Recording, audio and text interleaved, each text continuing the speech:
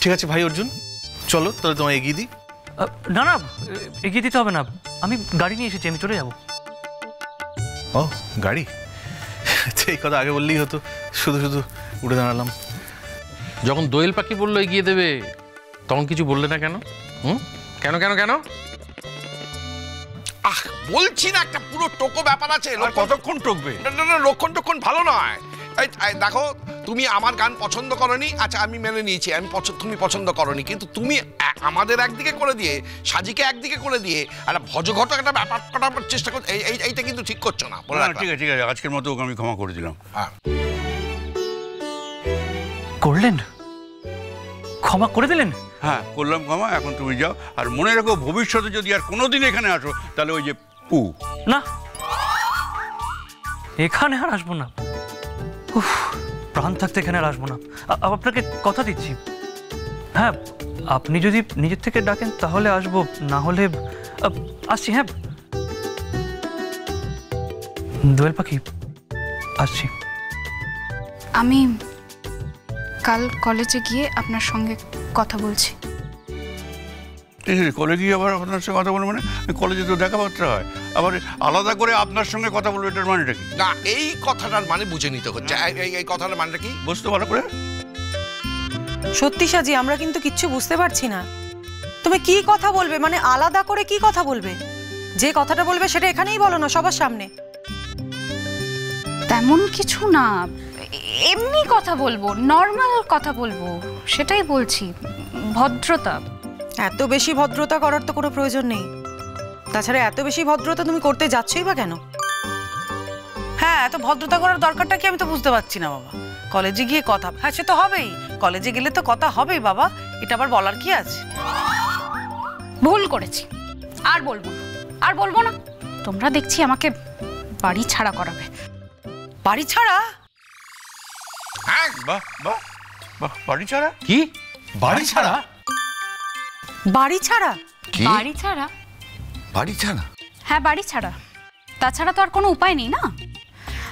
বাড়িটা যে কখন এভাবে পাল্টে গেল আমি তো সেটাই বুঝতে পারছি না। ও বুঝতে পারোনি? তোমার জন্যই তো পাল্টেছে। হ্যাঁ, তোমার প্রতি যে অন্যায় হয়েছে তার জন্যই আমরা বাড়ির সবাই বদলে গেছি। আমরা বাইরের লোককে মোটে বিশ্বাস করি না। আর না বাবা, করি না, বিশ্বাস করি না। হ্যাঁ, আমরা বাইরের লোককে বিশ্বাস করি না, করি না, করি না, করি না, করি না, একদম না। হ্যাঁ ঠিকই তো, সবাই ঠিক বলছে। আমরা বাইরের লোককে একদমই বিশ্বাস করি না, একদমই না। ঠিক আছে, বিশ্বাস করতে হবে না, আমি তো চলেই যাচ্ছি। আমি দোয়েল পাখির খবর নিতে আর কোনোদিন আসবো না, কথা দিচ্ছি, কথা দিচ্ছি। দোয়েল পাখি, তুমি ভালো থেকো। আমি আজকে অবধি যাও বা একটু ডিলেমায় ছিলাম, বিদেশ যাবো কি যাবো না। আজকে তো একদম কনফার্ম হয়ে গেলাম, আমি যত তাড়াতাড়ি সম্ভব বিদেশ যাব। You are most welcome. বিদেশে চলে যাওয়াটাই বেটার, কারণ দেশে থাকলে তো একই কলেজে দুজনে একসাথে পড়াবে, রোজই দেখা হবে। সেখানে কিছু কথা হবে, কিছু কথা হবে না। যে কথা হবে না সে কথা বলতে তুমি মাঝে মাঝে বাড়িতে আসবে, বাড়িতে এসে সবার সামনে সে কথা বলবে না, বলবে আলাদা আলাদা বলতে হবে। যখন আমরা আলাদা আলাদা বলতে দেবো না তখন বলবে বাকি কথা কলেজে গিয়ে হবে। এগুলো আর আমাদের শুনতে হবে না তুমি দেশে না থাকলে। খুব ভালো কথা, তুমি ডাইরেক্ট বিদেশ চলে যাও যত তাড়াতাড়ি সম্ভব। হ্যাঁ, আমাকে একটু জানিয়ে দিও কবে যাচ্ছ না যাচ্ছ, তাহলে আমরা মানে একটু ফেয়ারওয়েল দিতে পারবো, মানে এয়ারপোর্ট অবধি পৌঁছে দিয়ে আসতে পারবো। কথা দিচ্ছি দিয়ে আসবোই, পৌঁছে এয়ারপোর্ট অবধি। দাদা ভাই, এই আরে বাবা দেখে পেছো, এরম ভাবে চললে তো তুমি পড়েই যাবে, তাই না? না আমি আসলে আসছি, আসছি। হ্যাঁ আসুন। হ্যাঁ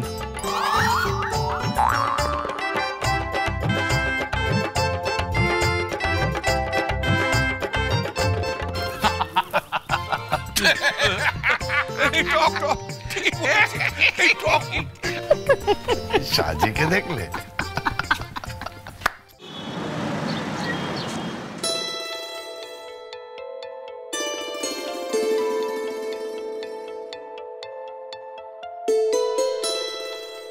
কি ব্যাপার?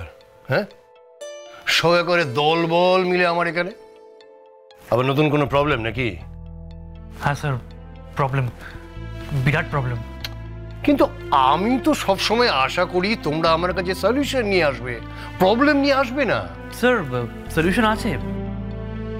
স্যার আমাদের রিহার্সালটা এবার কি করে হবে? এই তো রিহার্সালের অবস্থা, দোয়েল পাখি লিড করছে অথচ দোয়েল পাখি আসছে না। হ্যাঁ, ও তো শুধু কালকেই আসেনি। স্যার কালকে আসেনি, আজকে আসবে তারও কোনো ঠিক নেই। মানে কনফার্ম করে তো কিছু বললো না। কথা বললো না মানে? ওকে ফোন করেছিলে? না স্যার, মানে কালকে আমাকে বাধ্য হয়ে ওর বাড়ি যেতে হয়েছিল। মানে দেখুন, শুধুমাত্র যদি ওর খামখেয়ালিপনার জন্য কলেজের প্রোগ্রামটা নষ্ট হয় তাহলে তো নিজেকে ক্ষমা করা যাবে না। আমি ঠিক বুঝলাম না, ওর খামখেয়ালিপনায় প্রোগ্রামটা শেষ হয়ে যাবে কেন? মানে নষ্ট হয়ে যাবে কেন? খামখেয়ালিপনা কোথায়? ও একদিন ছুটি নিয়েছিল, আজ হয়তো আসবে। না স্যার, আমার মনে হয় না ও আসবে। বললাম না স্যার, কালকে ওর থেকে পজিটিভ কোনো উত্তরই পাইনি।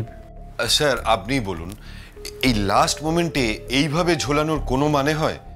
আর শুনলাম ওনা কি চাকরি ছেড়ে দিচ্ছে। দেখুন, চাকরি ছাড়ুক যাই করুক, অ্যাটলিস্ট আমাদের প্রোগ্রামটা তো উতরে দিয়ে যাক। হ্যাঁ, ও একটা রেজিগনেশন দিয়েছে, তো আমি সেটা অ্যাকসেপ্ট করেছি নাকি যে ও চাকরি ছেড়ে দেবে?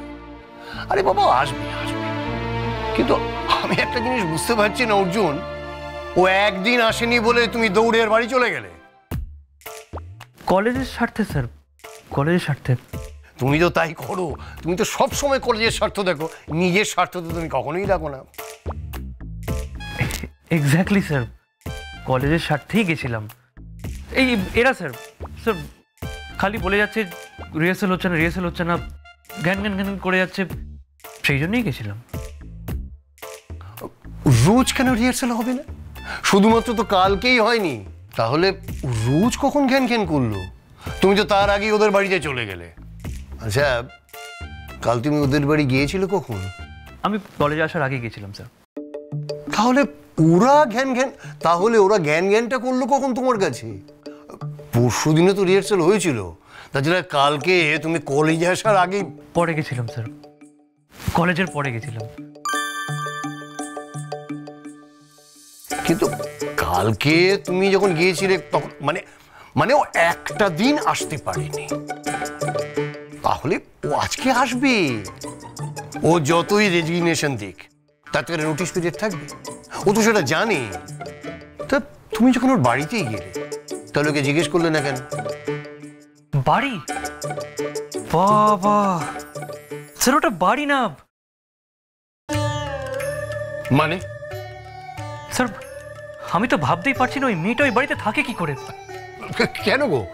মানে বলছি, ওরা তোমায় কিছু বলেছে টলেছে নাকি?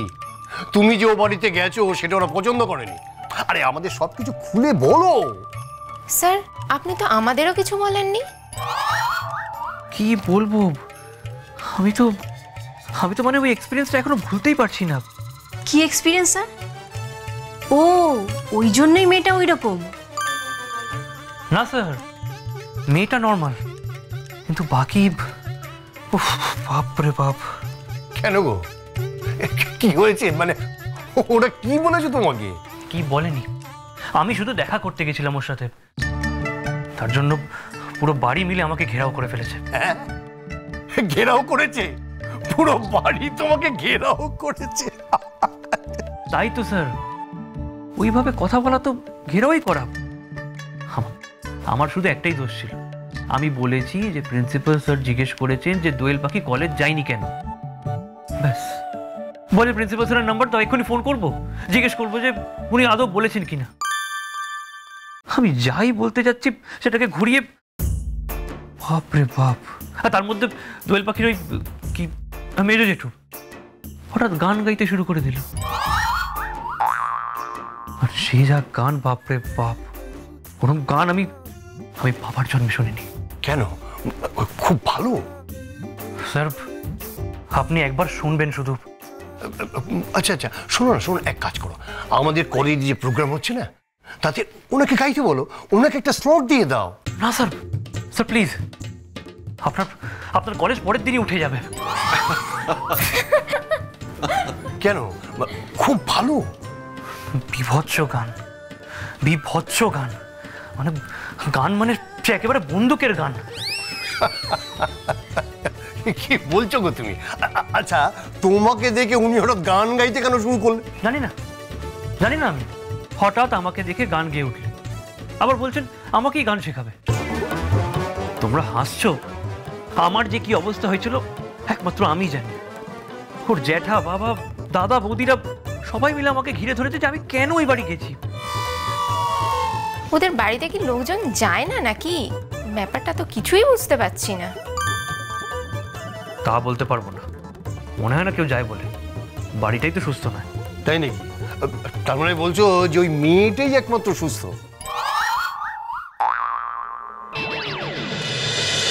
হুম